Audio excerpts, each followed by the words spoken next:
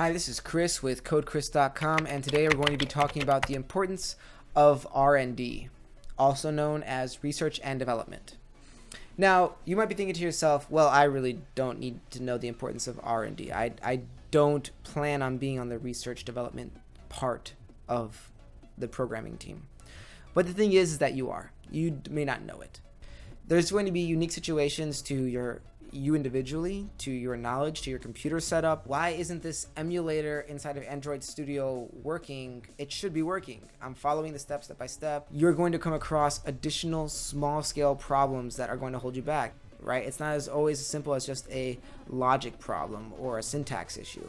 Sometimes it's something that is like related to what software you're running. Did certain things change from one version to another version? Did certain rules change? You may not know these things, and it's impossible for you to know all these things. But the thing is that you need to be able to know how to go online and use the internet to the best of your abilities to research and find your exact issue, your exact problem. I mean, if you're trying to do this very complicated program and your Netflix isn't working and it pops up a unique error code, what do? The simplest thing to do is just take that error code, copy it, drop it into Google, find out if there's an exact match link. Provided it's a reasonably looking source, you go ahead and click it, look at it. Does it have a solution? Is it in a forum? Forums, websites, manuals, all that reading material. There's tons of reading material out there. They're going to be able to hopefully have a duplicate of your situation or something unique to your situation that you'll be able to find.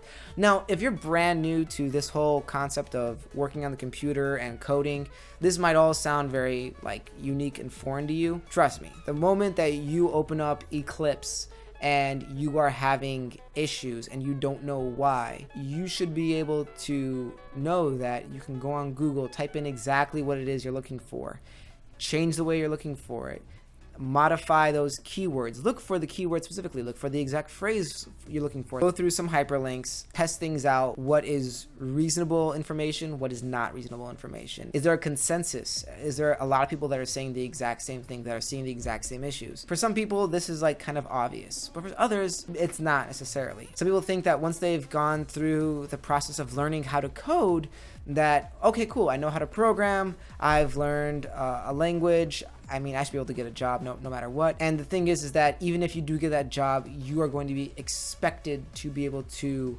keep learning.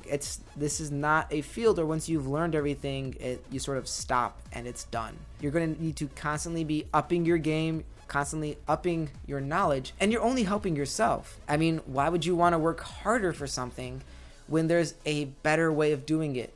If there's a simpler tool available, if there's unique things. I'm messing with Android and I discovered, and I don't know if this is new or not, but I'm messing with Android and I found out that they've changed the way that their GPS location works from being within the device to being managed through the Play Store. So that's just a small minor thing, but I had to look on my own and find, okay, well, how do I control, location and all that stuff, right? And that's how I came across this different information. And I see conflicting information. Once again, it depends on versions. It depends on how you want to utilize certain tools. What's better, what's worse, what's faster, what's slower, what's the advantage, what's the disadvantage. So there's a lot of things out there on that. So research and development, there's absolutely no way you're going to be able to get very far for very long without learning how to do research and development. It's a skill that is going to be, one, transferable between any program you learn, between any job you get, between any time that you're called upon to do your craft, because it's a transferable skill that just works and needs to work.